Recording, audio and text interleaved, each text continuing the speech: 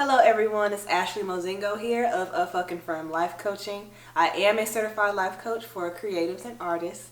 I want to thank you so much for tuning into my channel and learning about all the good things that this world has to offer. You can follow me on TikTok, Instagram, and Twitter at Coach Mozingo, and the life coaching platform is A Fucking Firm, and that's on Instagram at AFKNFIRM.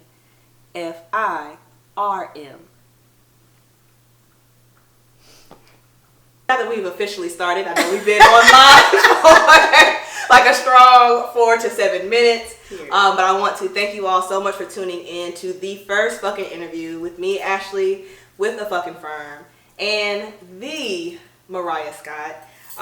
Tonight, I am just really, really excited to start this journey of just speaking to people that I feel are very, very impactful to the creative scene, not just in the Carolinas, but across the world. At this point, Mariah is international. She is a huge, monumental creative giant all over. Like anywhere that there is creativity, there is Mariah. So, without further ado, I feel like one of those guest pastors where they have to like look down at the floor when people are talking about them, and I just gotta look hungry. Because what does the guest pastor do? The guest pastor just goes, "Thank you, God." Like they just, they look real humble when they and they not describing them. They don't be not at all. At all. They be filled with nothing but filth. But shout out to the guest pastors of the world. Shout out to the guest pastors. Keep doing you with all of your pinky rings. With all of them. I am so excited to start this interview tonight. So what we are going to focus on, where of course the conversation is going to flow naturally. But I do have a couple of questions that I wanted to ask this creative giant, and just to really get her intake on mental health and creativity and just being a woman.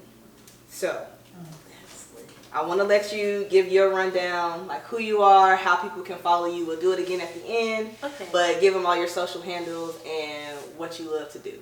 Okay, so my name is Mariah Scott, and I go by Peculiar Hippie and have gone by Peculiar Hippie since 2010. So that's like a long time that I'm not going to count because I'm bad with math. But, so I am a creator. I'm a mental health and wellness advocate. I am a creative director. I'm kind of like the person that does all the things all the time.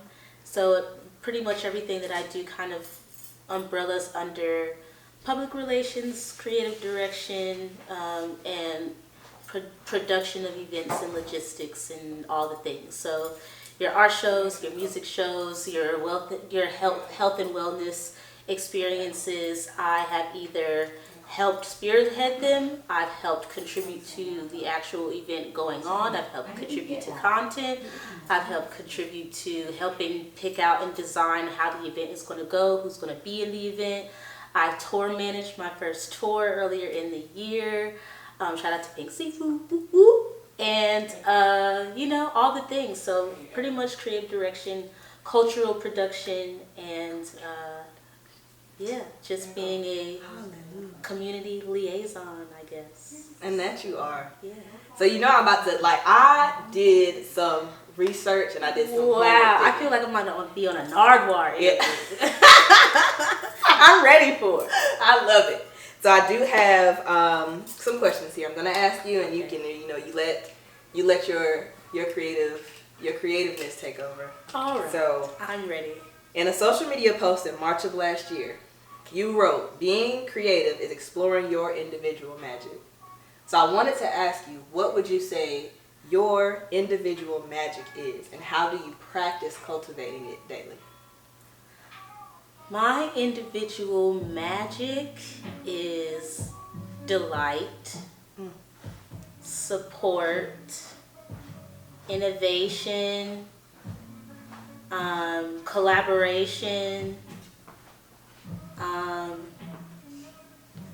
and validation, really. I think that's what makes up my individual magic. And what was the second part of the question? What do you do like daily or weekly? How do you make sure you Cultivate that? practice and cultivate that individual magic? I think it's really just being in constant connection with people. I think where I am right now in my life, in my creativity, and just kind of like in my womanhood and my adulthood, is trying to take responsibility for how life changes. Like in the beginning of the live, one of the first people that I saw on my live pop up was my great and longtime friend Maya. But I think about like how the span of life goes and how you see people all the time, and then you grow up and you get responsibilities, and then you are in the middle of a global pandemic, and like you can feel a lot of like guilt for how things kind of like go, and whether you like lose that touch or how things kind of connect or morph over time. And I think like whether it's through the interwebs or whether it's through face-to-face contact or whether it is, you know, case-by-case basis, my biggest thing of how I try to cultivate that is by just like providing the fact that I try to be here as much as possible. And if I can't be there, then like knowing that I'm rooting for you like no matter what, and that it's all love no matter what. I think about that a lot. I think like I just try to stay connected as much as possible, but I also try to stay connected to myself too, because I think I used to kind of over give, and now I'm learning how to have a more harmonious balance to like tuning in when I need to tune in and being out when I need to be out. So yeah. You know I love that response because you knew I had a question about that. I did not know, but I did. So I do want to ask you, just with that shift with being more for you, so how has choosing yourself influenced your decision making? Choosing myself influences my decision making. I feel like it's making me a better listener. And it's not only making me a better listener to me, but it's also making me be a better listener or use better discernment when it comes to how I operate with other people. Learning when to shut the fuck up. Not giving advice when nobody asks me to. Just being quiet and staying present enough to just let somebody get their shit off. Or just kind of like it just makes me kind of really read the room better. I think that's because like looking at like how what your actual decision is, how will this influence what's happening around me? And then even being able to delegate like how you need to show up. Like if I'm not in a creative or business, you know, like an environment, then I don't need to respond to the people that I'm talking to in that way. Like everything isn't about work. Sometimes and everything isn't about having something to say or just being able to be like, yo, that's crazy. And like letting it like be like that, I think really kind of gives space for other people. I'm really in the process of kind of trying to practice that more, because I used to just be like, well, you know what I think, and then sometimes it'd be like, did nobody ask you? You know what I'm saying? Like having to learn how to like just leave space and leave room has been a really, really that is a part of the listening portion. So yeah, that gets you to and that helps a lot with how like you produce as well. So it's like it prevents you from overextending or burning out, because now you're over pouring into a glass that was probably full but just needed to vent. Yeah. So and that even like the listening, that made me think of like giving room for other people to pour into me. Because I feel like I've been such a person that feels like they have to do or be in works in order to be valuable, or having to be strong, or having to appear that I had everything together in some sort of way where like I wasn't really allowing myself to be poured into. So in my periods of burnout, even as early as this year, allowing myself to listen to that and be honest to my tribe, and then also letting them pour into me and encourage me, that has been a big thing too. Just listening helps everything, I feel. So. Yeah. I love that. Yeah. I love that because no, it is, especially when you are someone who considers yourself a creative person. Yeah. It can be difficult to figure out and piece together, okay, where does my help come from? You know, like where does my support come from? Because the same people that, you know, support you in like encouragement as far as words are concerned might not be the same people that support you monetarily. So it's going to be, it's like, okay, because I've dealt with that too. Like, I can't expect the people that say, Ashley, you got it, to be the same people that spend $500 on a life coaching package. Because they might not need it. One day I'm going to have that 500. But right now I got this $500 word that says you and I need both. Like, you have to have that space for both, and you have to know where your help comes from. Absolutely. So when you are like, I wanna kind of rewind back to back in the day, Mariah, right? So what was your reference point, or if you can recall a moment where you were just like, I'm a creative person? Do you remember or recall were you listening to an album? Were you emceeing an event by accident? Like, what was that point where you were like, oh shoot, I'm a creative? I think it had to be between gracing out of elementary school, going into middle school. I think it was prior to going to being admitted into Northwest School of Arts, but I think I was collaging. Like, I was really into collaging, and I just loved like putting a bunch of stuff together. And I didn't think it was artistic at the time. I think in fact somebody told me that it was childish, and so I kind of was like, that can't be right. But whatever. But I think I think that like, was it an adult? I think it might have been someone around my age that told me that, because my parents were just like, oh, you want this scrapbook that we was going to use? Go ahead, get it off. Like, they were always really like, whatever. So it's a hater. Yeah, I think it was somebody who told me it was childish. But I think it was between like 5th and 6th grade where I had the mind to at least expand my mind to the possibility of how creative I could be. Yeah. I think mine was about middle school too. Yeah. I got, you remember Scholastic Book Fair? Listen. Okay. I was reader A. I was a reader. And I was getting to it. I was a cheater. I was. Okay. Yeah. I was really got trying all to figure my out AR points. how can I smuggle these books without the possibility of trouble? Like, there was just too many good things that I just... That's the first, like, I feel like flea market for children. Like, you had erasers, pencils. I was like, I need all of this. Glow in the dark gel pens. I need a hole puncher.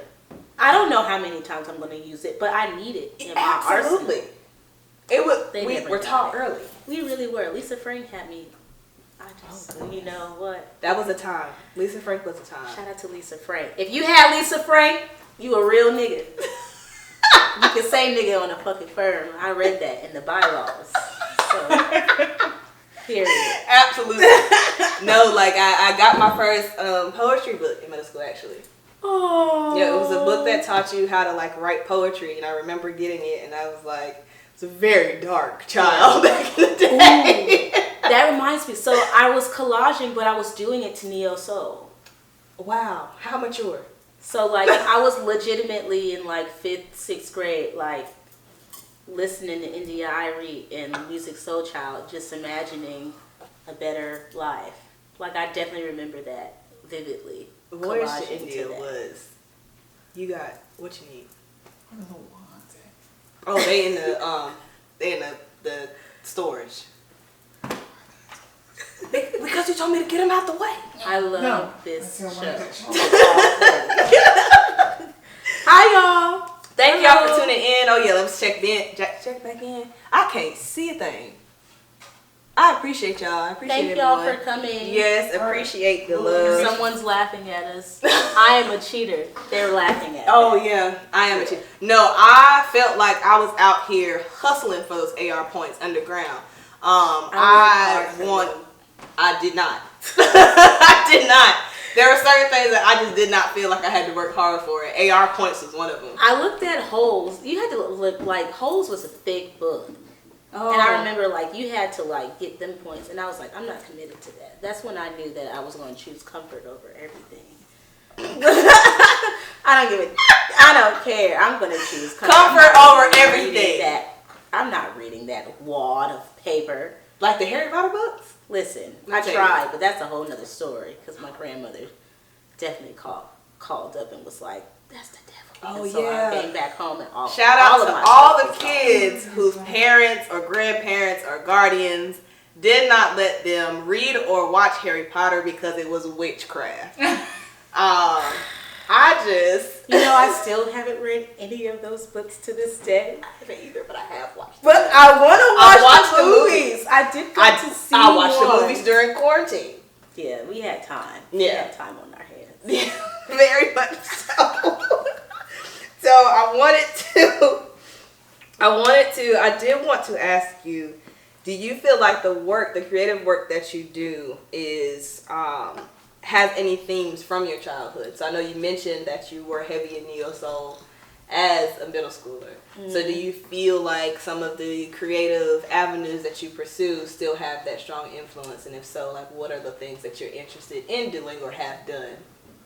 When I saw Save the Last Dance for the first time, I just wanted to be, like, I didn't want the circumstances as Chanel, but I wanted that experience of going into the venue and going, hey TJ, I know you, and hey people, I know you. Like I wanted to be that girl. Mm-hmm. So I feel like everything that I'm into right now stems from that, or Free from 106 and Park, or like TRL, when like anybody who's black that hosted it. I was just like, yeah, that's what I just like that, and I loved anything documentary style. I just wanted to be the girl that was in the room when magic was being created. Mm-hmm. That's all I wanted to do. And I just wanted to figure out how can I do that in a way that makes sense to me, because I do not want to be anybody's singer. I do not belong in the booth dropping no kind of rap, like, at all. And so, like, and you know, like, I feel like I'll get tired of dancing. So, like, being a video girl and also being grown up in the church was just absolutely not, it was not in the cards for me to do all of that. So I was just like, what can I do? What am I good at? Oh, talking and writing. So I just wanted to, or offering some sort of creative contribution. So I found a way to do it like that. Those are the things that I saw that I was like, that's what I want. And I don't think I really thought about that until like the most recent years, but thank you, friend. I literally, when I think about how my life is going right now, is I am all of those things that I used to watch over and over again. Which is so cool. Like, I'm that host, I'm that person, like, I'm that contributor, like, I am doing the thing that I used to, like, idolize all the time. And I think that that's really fire. It ain't, you know. Yeah, you are. It ain't no million. I'm not, like, making no millions yet, but, like, you know. The millions are coming. My car paid off, and hey, I ate a beef patty because I wanted to today. And hello? I bought it for myself. Hello? Shout out to Mama's Caribbean. So, yeah, you know, like, those are the things. It really is. That's what I was talking to, that's what I was mentioning to the client that I had earlier. I was like, the world will really, really shift for us when we realize that we can put our own definition on things. Mm-hmm. So we put our own definition on what love is. We put our own definition on what peace is.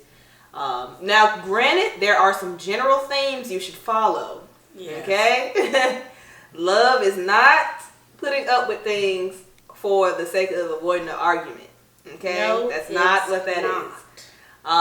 But you do have to, there are certain things that you like, you look at this person and you're just like, this is good. It is well. It is well. It is well. You look at your life, you're like, you're what's happening, you're like, it is well. Buying that beef patty, it is well. You know? Yeah, I really wanted that all day. And I had to get it. God. I had to get it. It was worth it too. God. It was worth it. I'm proud of every bite. But yeah, I think those were the things. Like, I just had these certain visuals of how I wanted to see myself, or how I think I still get tripped out as to how things kind of worked out. But I really am I'm living within a manifestation that I've been dreaming up since I was like 9. Wow. So that's cool. That's amazing. Yeah. That's really, really amazing. I don't think I thought about it until like this moment. I think I was talking to one of my friends earlier and was like, "You're living the dream," and I was like, "It don't feel really real." Like, I still be like, I can't believe I'm doing this shit. You know, especially the older you get, you be getting tired or whatever. Yeah. So I be like, yo, I can't believe I'm really like still out here at 3 a.m. Well, that's I cannot believe I'm doing this. You know, like I said, the fish doesn't know it's wet. Mm-mm. So, like, when you're in the dream, you don't really realize that it's happening until you have. Feel real. That's all those moments of like reflection and just kind of assessing your present moment. Yeah, you're like, oh, because it is the reality of the dream, and the funny thing about that is like, the dream is you think you're gonna have all of these things together. But the reality is like, that's not how it really worked. But there's like it's like it is, but it's not. Because it's like there's still room for improvement. Mm-hmm. But also like, this is literally happening the way that I wanted it to. So that's cool. It's like an evolution. It's an evolution of your dream. Like, yeah, I love it. You asked for this and you got this. Now, it did not come the way you thought it was going to come. It didn't come the way that I thought, and it didn't come in the time that I thought it was going to come. Right. Like, playing the long game. Like, I'm doing things that I wanted to do, but that was like a 10-year process. Yeah. So. It's like, it really is. It really does help to be patient with yourself. I am low in the patient department. I don't have it. I don't even know what that is. But learning to be for ourselves can like really, really push us into a direction that is where we're meant to go. Mm-hmm. I know we spoke, offline and earlier a little bit more about womanhood, and I do have another thing that I wanted to bring up because I thought it was very beautiful when it was posted. So in October of 2020, which I feel like 2020 was just a huge shift for both of us, I feel. Especially in the realm of just personal revolution, right? Yeah. You posted on Instagram with this beautiful picture, might I add. I'm going to show the people and hold it up to both phones. But you stated, womanhood is... And the camera. Oh, and the camera, because I keep forgetting that it's right there. Yeah. There are 3, and I am not doing a good job, but I'm going to get there. Lovely. Day 1. Mariah Scott stated, all of these quotes are going to be Googleable soon. Oh my God. I love it. Womanhood is making me comfortable with throwing out the script of what others define my experience to be, and empowers me to define it for myself. So I'm going to show everyone the picture. But the question I want you to answer, or would like for you to answer, is in 2020, what was your definition of womanhood in that season, and how has it changed today, if any? So, I think that I don't think it wasn't necessarily my definition. It wasn't. I think I was trying to formulate what my definition of womanhood was. And I kept being met with thoughts and views and opinions and perceptions of other people. And it frustrated me because when I heard it out loud, it didn't really align with how I really felt inside. I think I kept hearing about womanhood being defined as my job. Like my service or my expected duty to other people or the world. So the conversation, you're getting up there in your 20s now. I'm in the 30 club. Woo-hoo. Shout out to 30s. Okay. But I was in this place where people were saying things like, you need to get ready to have kids, and you need to get ready to get married, and you need to get ready to be a home giver and a nurturer, and like you're the mother of the city. Like these weird things that it's like, I don't remember ever subscribing to anything. I think people got it confused because I said that I liked God and that, I thought that Jesus was a decent person, more than decent, walking the earth. But I think people got confused and just thought that I was like Grandmother Willow or something. Like, I have no idea. So like, I was just getting really frustrated with the thought of other people's perceptions, and it just didn't align with what I felt. And so like, I think then I thought that womanhood to me was just supposed to be me embracing me, like the real me, and like with all of the good and all of the bad, and having a sense of healthy contentment about it.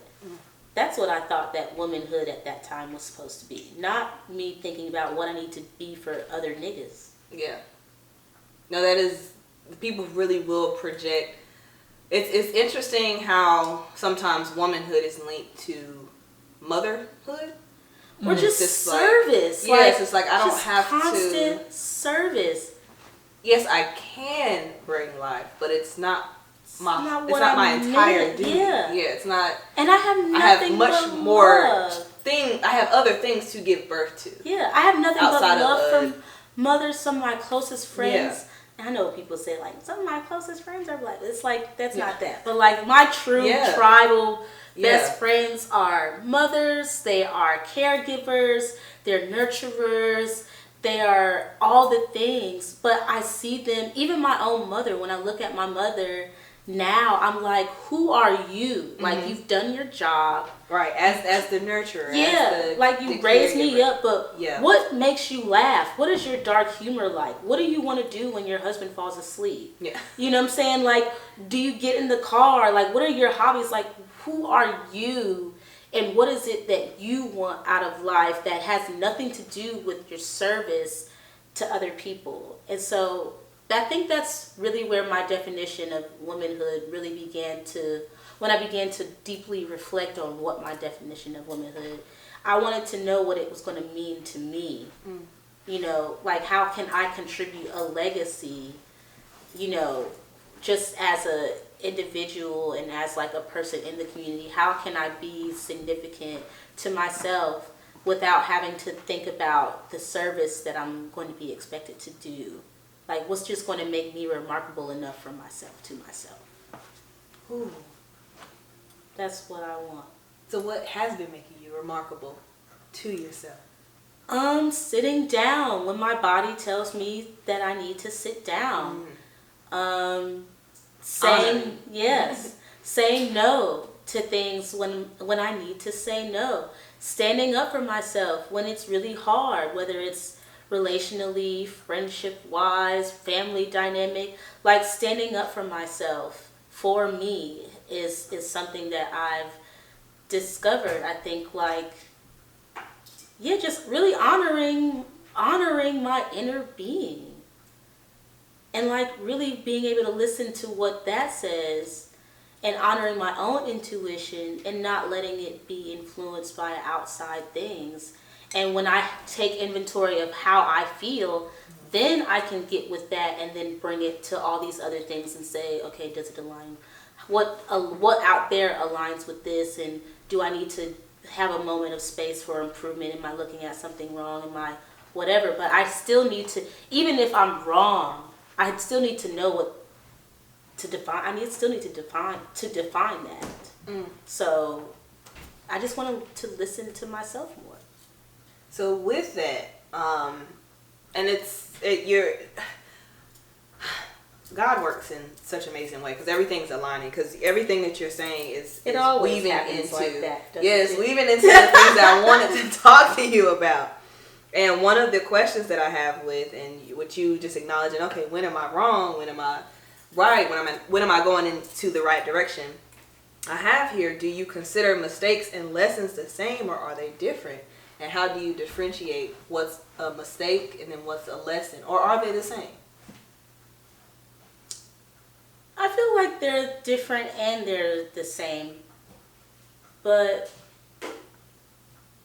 I think... What do you, like, when you, like, put stuff in the pool, what's a, like, mistake? Like, what are you just like, ooh, I should have done that. I shouldn't have, maybe I should have, like...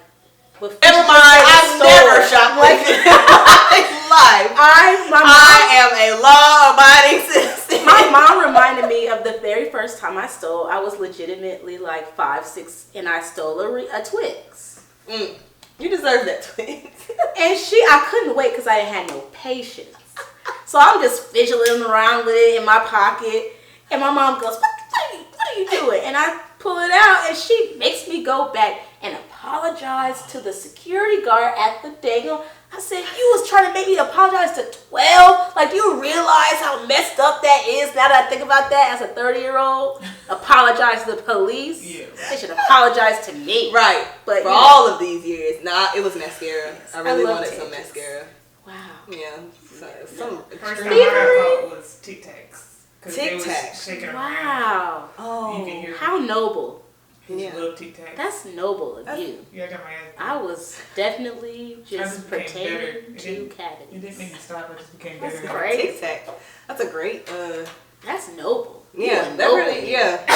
You are filled with nobility. It was the orange Tic Tac, so it can't. Oh. Okay. Oh, you like the candy ones? Yeah. Okay. So you had a slight addiction. That was black. And my mama kept on being like, the orange Tic Tacs didn't do anything.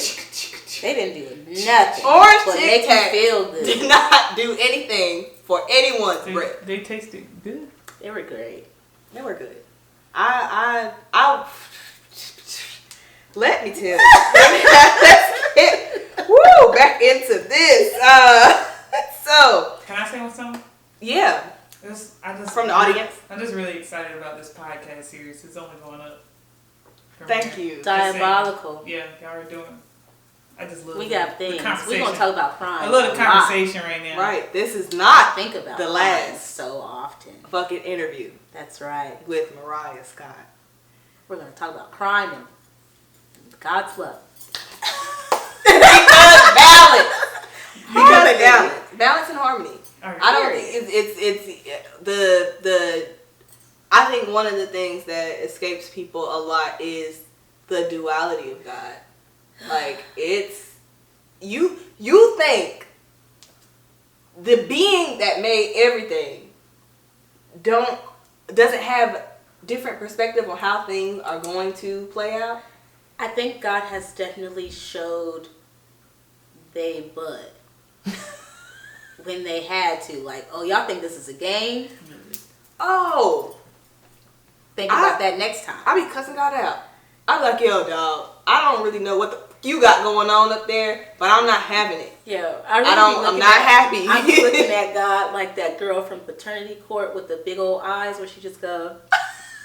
I be looking at him like that all the time. I be like, what is this? Like, what are you doing?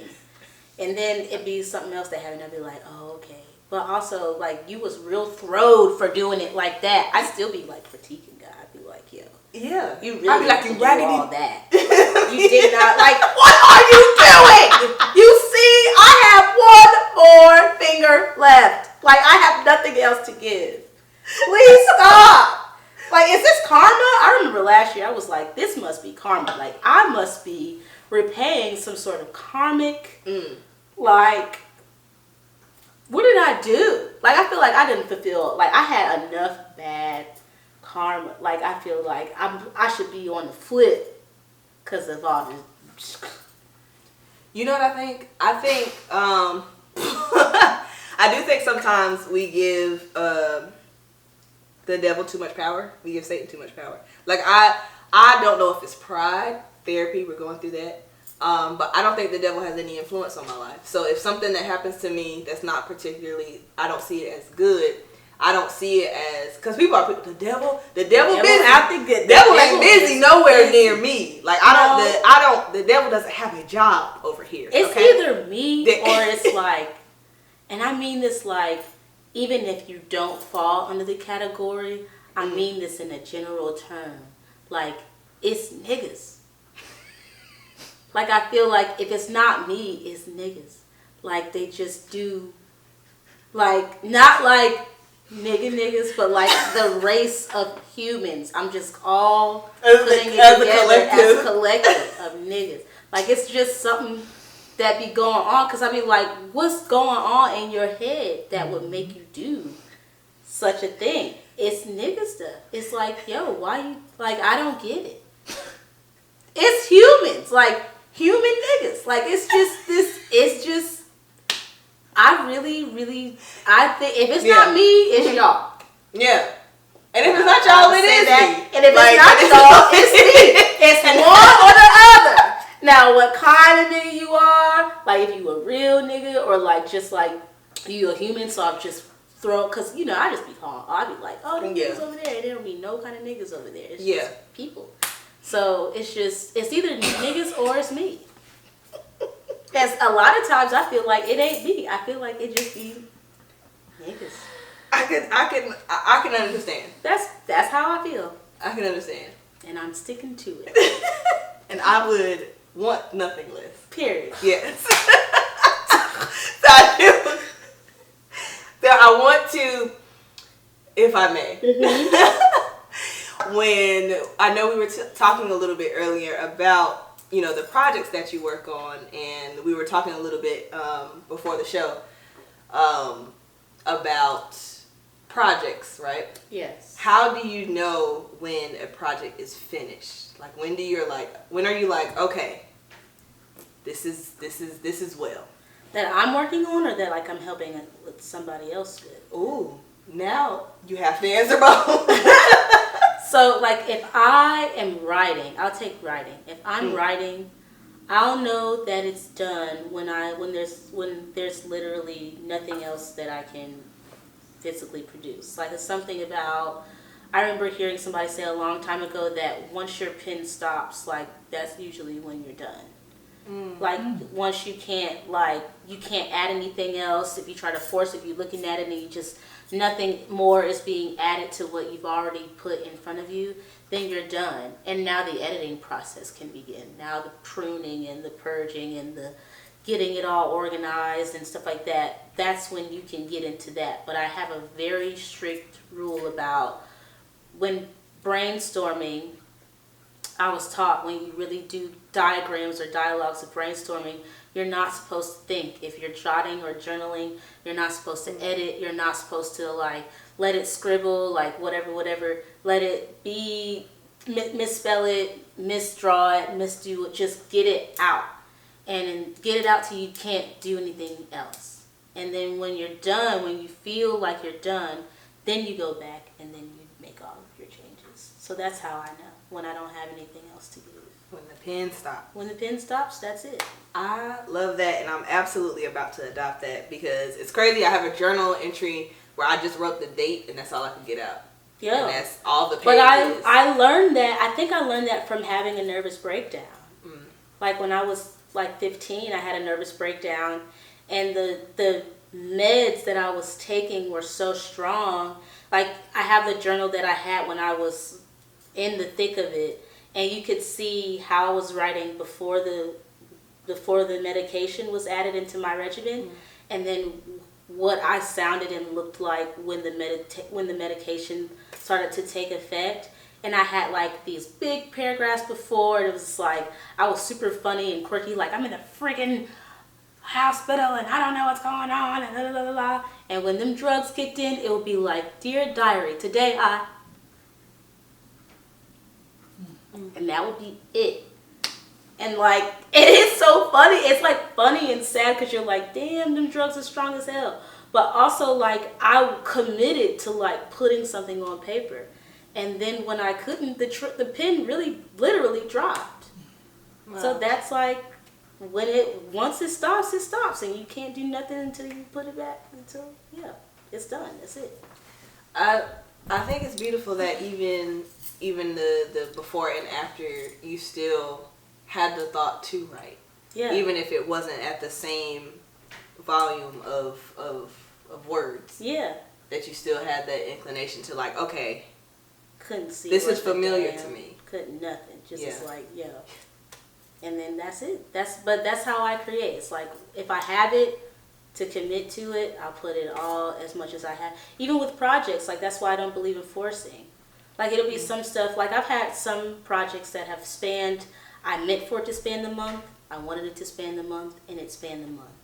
And then some of them, it's like I had good 5 to 10 days where I really got it in, and then that was it. And like I have to walk away with that, like knowing that I did what I could, instead of feeling like I failed and, oh, I didn't do everything. Like everything don't work out like that, and that's okay. Yeah.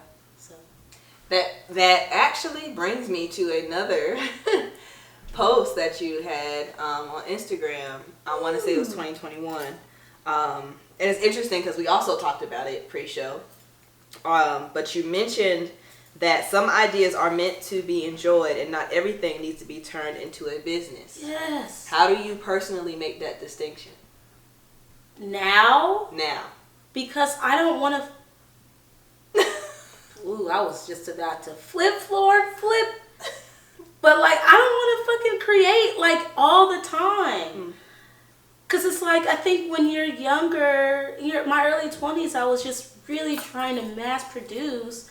But it was because I genuinely wanted to do it. But where we are now, everything feels so forced. Everything feels so like crafted in content. And it's like everything isn't like that all the time.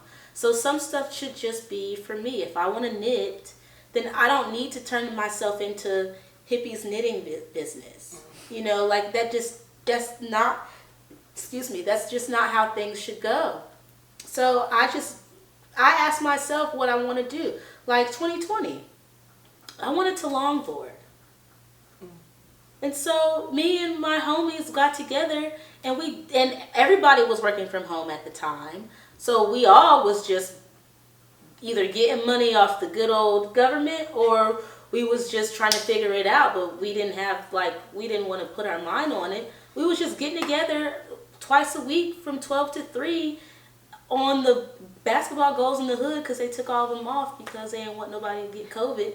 So we was just skating on the plot, and like we did that, and I just did that because I wanted to. I mean, we made a little content here and there, but I wasn't doing it for nothing other than trying to stay sane and because I just wanted to do a physical activity. I didn't want to turn it into an LLC. I didn't want to turn it into a business. Like there were plenty of skate groups that were going on that were really about that life. It was like all power to y'all, but as for me and my niggas, we just gonna get up 12 to 3 and that's it. That's it. Like I drink wine because I like to drink wine. I don't need to be in a wine club. I will join yours. But I don't need to like spearhead everything. Like brunch with the homies or hanging out with the homies or getting into like some stuff is just for me to just enjoy it. And that's how, if I really don't feel like, it's some stuff that I'm like, ooh, I could turn that into like a series or I could talk about this on live. If it comes up impulsively, then I'll go with it. But I'm not like sitting in a cave like, what can I contentize? Like I'm not doing that. It's just so ridiculous. Like, and it just sucks the fun out of stuff because it's just some stuff that I just want to be for me. Like I just want to I want to feel enough too because it takes the fun out of rest. Like I had to rearrange all of that. Like I don't want to be relaxing and then thinking about how I can make content out of it. Unless that just naturally comes. That's one thing, but there are some people, no shade, but it's like I don't want to force content in my life or out of my life. I want the testimonies or whatever to come from me living, and then if I feel the need to create something from that, then I will. But I want balance. I want harmony. Like, no, I want to skate because I want to damn skate. Yeah. I don't want to be a skater girl. I'm not changing my hand. Yeah, I'm not changing my hippie skate. Like, I'm not doing that. It's just ridiculous. It's just not for me. It's just no. I'm think it's interesting, like, how content driven we've become. Like, I wanted to do a fucking interview just because, like, there are so many things that I want to learn from the people that I do truly admire. Like, you are one of the people that I consider one of the most genuine creative giants in the world. So being able to just sit down with you and be like, hey, I remember when you said this and this spoke to me. So I wanted to ask you about it, especially now. So a fucking interview is something that I want to do just to speak to people that I really, really admire and I really, really enjoy either listening to or watching. And because I admire you all and I study you all. I admire you too. Oh, stop it. And I'm really for you, obviously you are my sister friend, but I'm a fan. I am a fan of Mariah. That's insane. I really don't be feeling like I really feel like a regular nigga. I feel like I do regular things. Like, I think it's remarkable to me because I'm like, yo, like, because the stuff like I feel like it's like the things that I think that are the shit. It's just like it's so like. It could be boring in another person's eyes. Like, I enjoy beat shows and just a bunch of niggas just doing this. And then nothing else is happening except this. Like, I enjoy it. I enjoy being around my friends. I enjoy, like, you know, the coolest but most mundane things. I do. And I don't think I know I'm a person of influence. I just don't know if I get into the psychology of, like, how or why that has happened. I just feel like I just wanted people to, like, feel good or feel validated at least when I'm around, but not like they can't be themselves. Yeah. And I think that's like what made me want to look within more, because I think somebody said, when I see you coming up, I straighten my shirt up. And I was like, oh. Like, why would you do, like, keep that thing crumpled up? And, like, why would you feel that you need to, like, do that? And I know that there's, like, a respect there, but it's like, I don't want you to feel like you can't, like, you gotta put on a, you know, like, I want to hear about all the nigga shit. Like, I want to know, like, what happened. I want to know what you did the day before. Like, I want to know, like, you know, so, I don't know. I feel like I know that I'm respected, but I also feel like I'm regular. But no, yeah. We're not going there. Well, you know, no, there's no regularness. Not regular, but I just let me take that back, because because I think sometimes we give negative, like, because I don't feel like I'm small, but I'm just like, I'm just doing what I think is cool, like, you know. But I also understand that because there are people that are doing what I think is cool, and I'm like, you are dope. But when I'm around them, they're like regular, like, but in like a cool, like, they're approachable, they're down to earth, they're not like all, you know, it's not crystals and signs all day. Like, you know, it's just regular stuff. They talk about regular things, they look at what you look at, like, that's what I like. So in your line of work, who do you study as far as, you know, what you put out? Like, who are kind of the cultural influences that you follow, and who do you like, let me write that down. Even if it is, because amazing writer, by the way.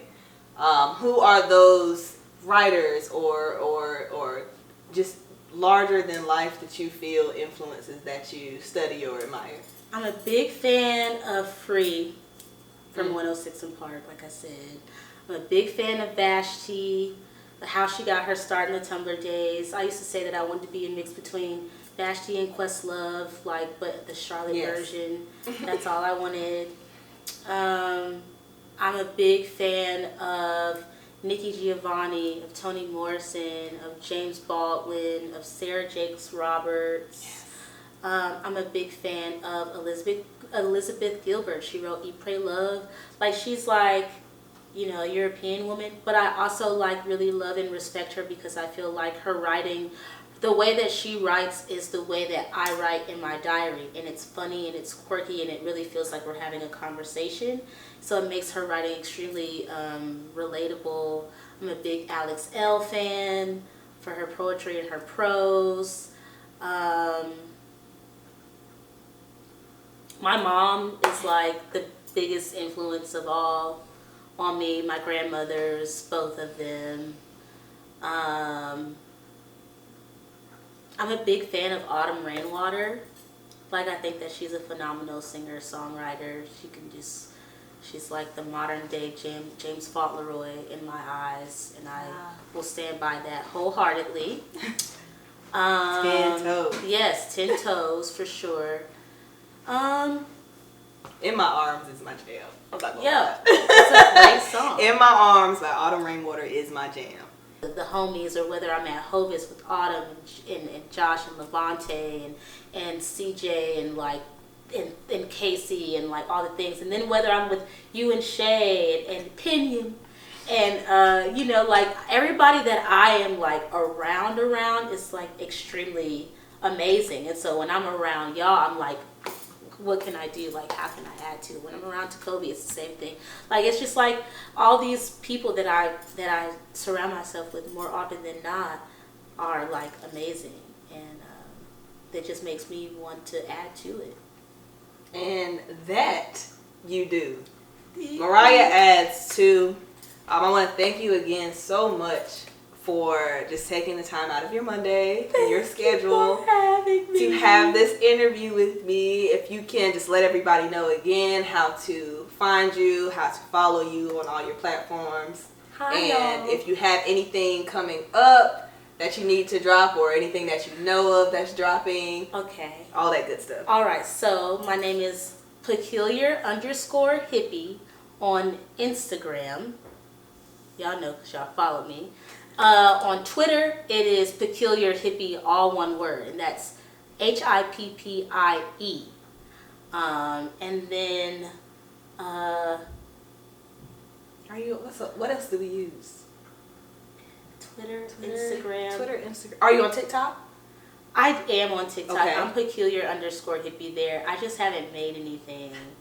You enjoy. I need to, like, You're on yeah, TikTok to enjoy right now. Just make I need one. to make one. As far as projects or things that are concerned with that, I am a like liaison to a underground, not for long rapper named Pink Siifu. He's an amazing songwriter, rapper, poet, all the things. I'll be joining him for Afropunk this weekend for Juneteenth, as well as some other things that are coming up. So like my schedule is quite like entangled with his, which is extremely exciting. Dream come true. There are some artist projects that are coming up. There are some artist talks and some things that are in the works for some venues that have just opened up, whether I'm hooking up with doing something with Gothica Magazine, aka Darian. I have some things that I'm working on with Jah-Monte. I have some things that I'm working on with Hovis as a whole. I have a lot of things. All so the just things. Follow me on. So stay tuned. Follow me. Stay tuned. Yes. And stay tuned. Oh, and I'm finally going to be putting out a digital collection of some writings that I've been working on. So please stay tuned for that. Oh, and some merch and an event that'll be coming up from me later on in the fall. Yes. So, yeah. Yes. Make sure you follow Peculiar Hippie on all things. Thank you so much for tuning in to a fucking interview with me, Coach Ashley. I'm Coach Mozingo on TikTok, Instagram, and Twitter. And my life coaching page is at a fucking firm. So it's AFKNFIRM as in Mary. Thank y'all so much for tuning in tonight. I appreciate y'all. And please stay tuned for all the beautiful things that we have coming up. And be great and be well. Peace out. What if peace? You know what? Oh, it's like my entering my auntie. I'm entering my auntie phase. I was going to say something extremely ignorant. My auntie phase is kicking like, in. Hi, hoes. But Hoes. that's, you know, like, that's out of respect. Absolutely. Hoes are out of respect. They are Just like niggas. because it's general. Hoes are higher on the totem pole to me than Hoes presidents. lot, as far as I'm concerned. But you know, Yeah. We're gonna... that could be debatable. Love y'all.